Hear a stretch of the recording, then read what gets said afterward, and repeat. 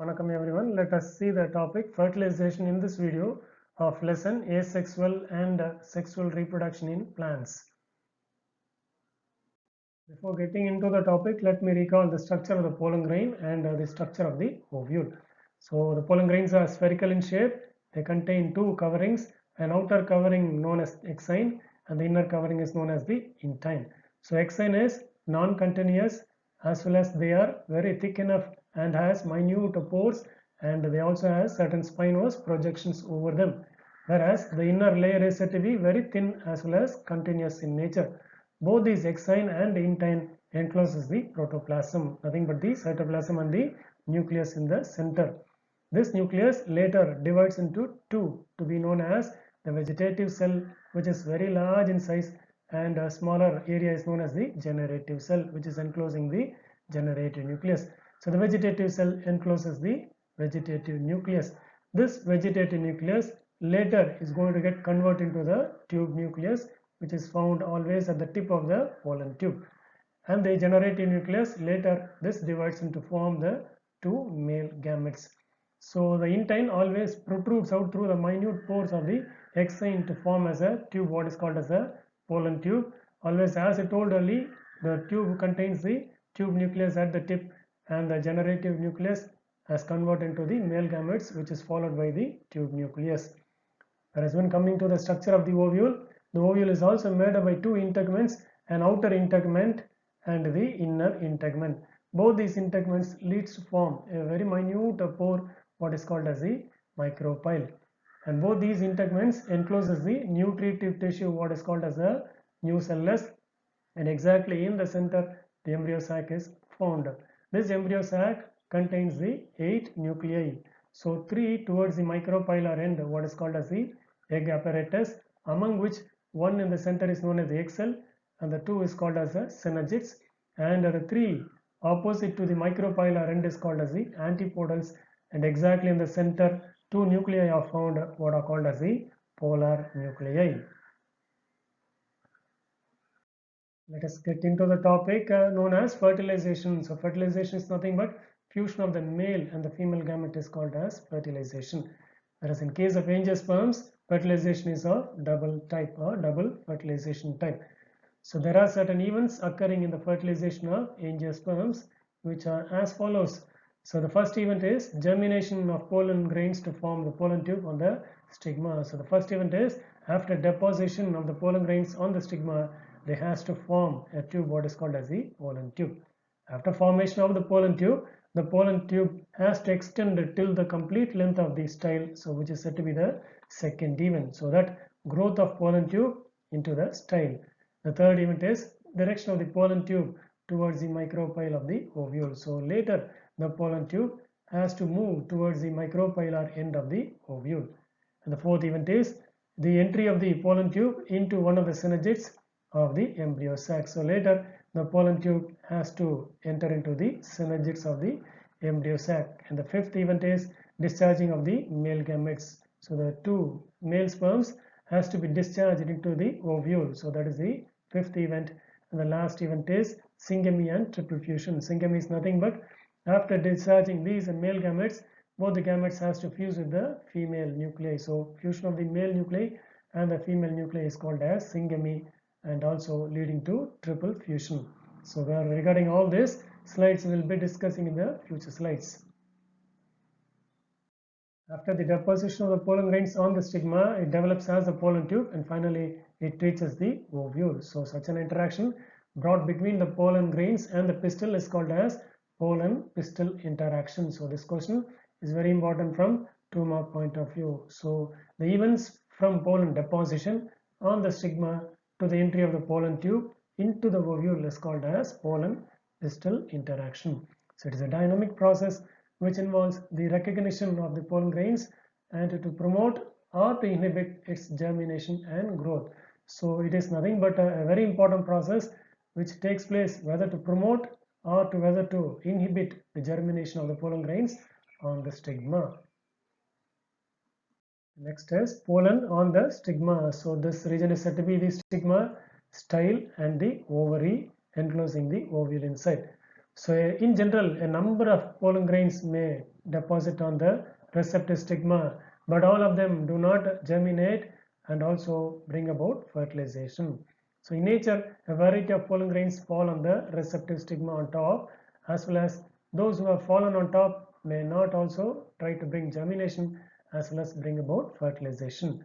So the receptive surface on the stigma receives the pollen grain. So this is happen to be the receptive surface which brings about a large number of pollen grains on top.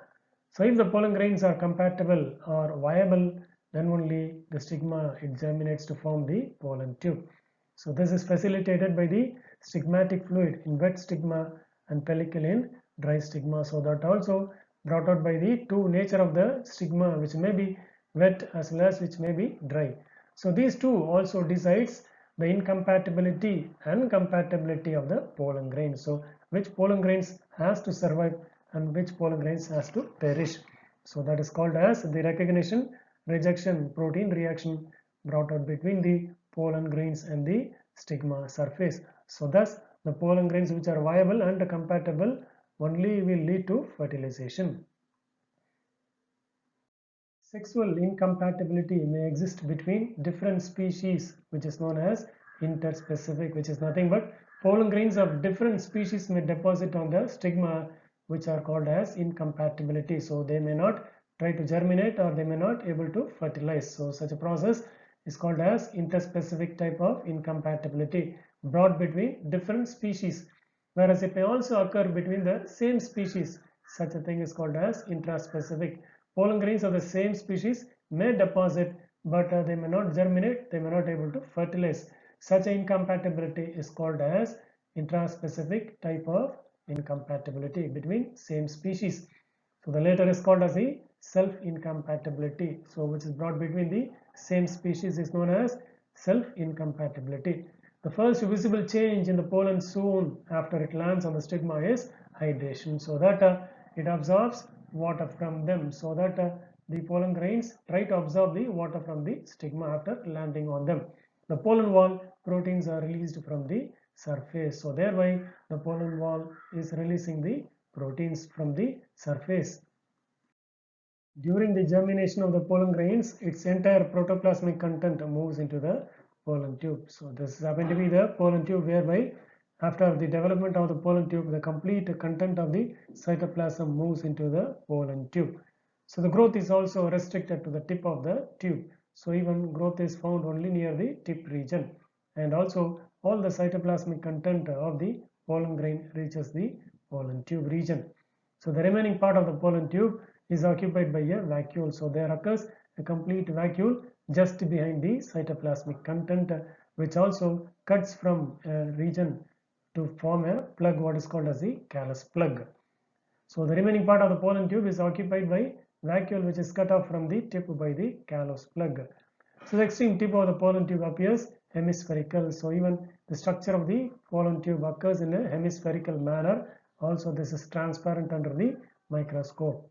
So this is called as the cap block. As soon as the cap block disappears, the growth of the pollen tube stops. So thereafter there is no more development or there no more growth of the pollen tube. As pollen tube in the style. So pollen tube into the style is called as this aspect. So after germination, the pollen tube enters into the style from the stigma. So from the stigma, the pollen tube enters into the style region. So the growth of the pollen tube in the style depends on the type of the style also. So the pollen tube growth is also dependent on the type of the style. So based on that, we can classify them into three types, namely hollow style or the open style, solid style or the closed style, semi-solid style or the half-closed style. First type is hollow style or open style. So here, as the name indicates, the style is said to be hollow or open in nature, which is a characteristic feature of some of the monocots. So it is common among the monocots. A hollow canal running from the stigma to the base of the style is present. So from the stigma till the base of the style, it is hollow in nature. Whereas even though they are hollow in nature, they are lined by a single layer of glandular canal cells, whereas they are lined by single layer of glandular cells on the peripheral region. So this glandular canal cells secretes a mucilaginous substances. So the pollen tube grows on the surface of the cells lining the stylar canal, whereas this pollen tube extends into the style inside the surface of the canal cells. The canal is also filled with secretions which serves as nutrition for growing pollen tubes. So the nutritious substance is derived from the mucilaginous substances. So that even that also controls the incompatibility reaction between the style and the pollen tube. So this nutritious substance brought out by the mucilaginous substance may also bring an incompatibility reaction between the style and the pollen tube. So these secretions contain carbohydrates, lipids, certain enzymes like esterases, acid phosphatases, as well as compatibility controlling proteins. So these are the substances found in the mucilaginous substances. So the second type is solid style or closed type. So here the style is said to be solid enough, or it is closed type as in case of certain dicots. So it is common among the dicots. So it is characterized by the presence of central core of elongated, highly specialized cells called transmitting tissue. So in the center part of the region or the center core region, they contain elongated, highly specialized cells called transmitting tissue. So this transmitting tissue is equivalent to the lining cells of the hollow style and does the same function. So it is also nutritious in nature. So the contents are also similar to the contents of those cells.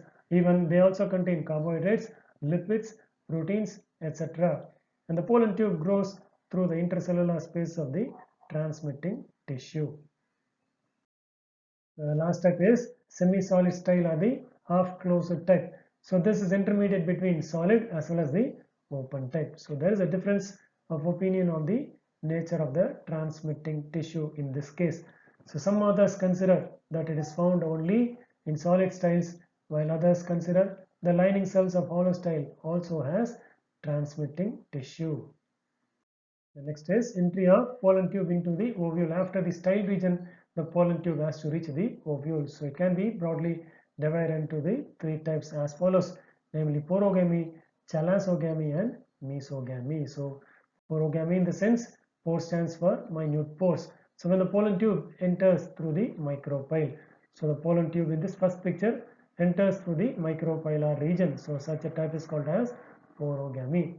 The next is chalazoogamy. Once when the pollen tube reaches through the chalaza, then it is called as chalazoogamy. So when the pollen tube enters through the chalaza is called as chalazoogamy.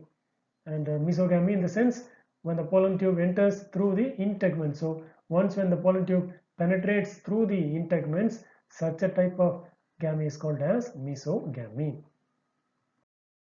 So entry of the pollen tube into the embryo sac. So later, after reaching the micropylar end, the pollen tube has to reach the embryo sac.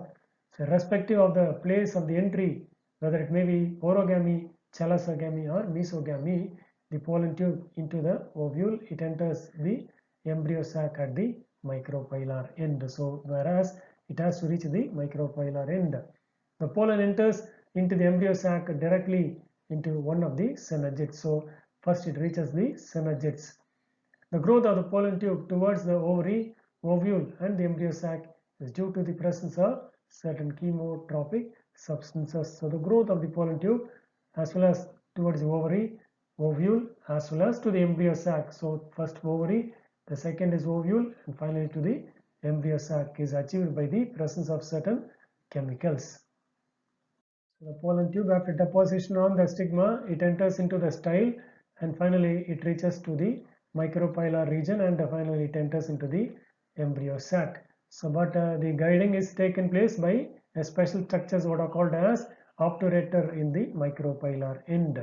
So the pollen tube after traveling the whole length of the style enters into the ovary locule where it is guided towards the micropyle of the ovule by a special structure called as the obturator. So this is very important. So the obturator only guides the pollen tube to enter into the micropyle of the ovule. So obturator may originate from different regions of the ovule as follows. So it may arise from the placenta as in case of Euphorbiaceae. It may arise from funiculus as in case of Anacardiaceae. It may arise from the style. It may as in the case of Thymelaceae, and it may be from the ovary wall as in the case of Otelia alismoides. In this picture, it is clearly shown this said to be the ovule with outer integument, inner integument enclosing the nucellar tissue, and the embryo sac with the 3 antipodals, 2 polar nuclei, and the egg apparatus containing the 3 nuclei, one in the center called as egg cell, and the 2 synergids near the micropylar end. Whereas in case of the pollen tube, the tube nucleus followed by the generative nucleus, which will convert into the male sperms. So once when the pollen tube touches the embryo sac, there a pore occurs in the apex region or just behind the apex region. Thereby, the content of the pollen tube get discharged into the embryo sac. So after reaching the embryo sac, a pore is formed in pollen tube wall at its apex or just behind the apex region. The content of the pollen tube, namely the 2 male gametes, the tube nucleus or the vegetative nucleus, and the cytoplasm, are discharged into the synergids into the pollen tube enters. The pollen tube after that may not grow, and the embryo sac, the tube nucleus gets disorganizes. So the tube nucleus gets disorganizes. Thereafter, there is no more growth in the case of the pollen tube. The next is said to be the very important aspect, what is called as double fertilization and the triple fusion. So this was first observed by Navashin and Grignard in the year 1898 and 1899. So first they observed in plants like Lilium and Fritillaria. So as we all know, the pollen tube contains the 2 male gametes, namely the 2 male sperms. The 2 male sperms fertilize with the different components of the embryo sac. So the first sperm enters into the egg cell, as well as the second one or the second sperm enters into the polar nucleus. So thus 2 times fertilization occurs, hence it is called as the double fertilization. So the fertilize 2 different components of the embryo sac, namely the 2 male gametes or the 2 male sperms fertilize the 2 different components of the embryo sac. So since both the male gametes are involved in fertilization, the phenomenon is known as double fertilization, which is unique in angiosperms. So the first sperm enter into the egg cell and the second sperm enter into the polar nuclei. The picture of the ovule is shown in vice versa manner. So the antipodals are located and the polar nuclei in the center, and the egg apparatus towards the topmost region. So the egg apparatus containing the egg cell and the 2 synergids and the micropylar end towards the top region. So the 2 sperms are the 2 male gametes from the pollen tube, whereby the first sperm enters into the egg cell or fuses with the egg cell known as syngamy to form the zygote, and the second sperm fuses with the polar nuclei. So because 2 sperms fertilize here, hence the process is called as double fertilization. Whereas in case of the polar nuclei, already there are 2 nuclei involved, and the sperm also gets entry into the polar nuclei. Thus 3 nuclei are involved in this case, so hence to known as triple fusion. One of the male gamete fuses with the egg nucleus syngamy to form the zygote. So the process already what is known as syngamy occurred, and the second gamete migrates to the central cell where it fuses with the polar nuclei of their fusion product. So here the second sperm entry and the secondary nucleus and forms the primary endosperm nucleus. So since this involves the fusion of the 3 nuclei, the phenomenon is also called as triple fusion. So this acts results in the endosperm formation, which forms the nutritive tissue for the embryo. So later for the developing embryo, this is going to help as the endosperm. So thus the topic is getting over, and regarding the other topics we'll see in the next videos. Thank you.